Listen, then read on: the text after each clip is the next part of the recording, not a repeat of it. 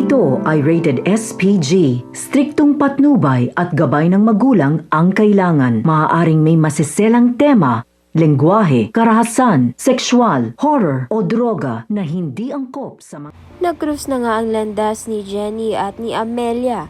Lingid nga sa kalaman nila na konektado nga ang kanilang mga buhay dahil dati ngang matalik na kaibigan ni Dara.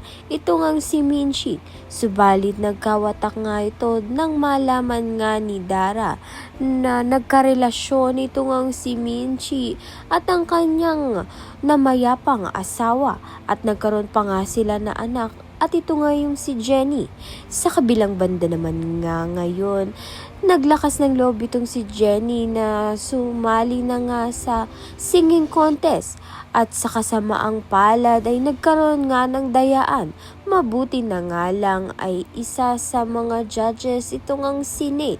Kaya naman nga't sinusisat niya nga maigi ang resulta.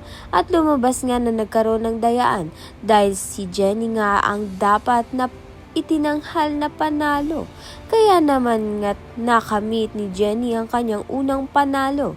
Kaya naman nga't yan at iba pa ang dapat nating pakaabangan. Maraming salamat sa iyong panunood.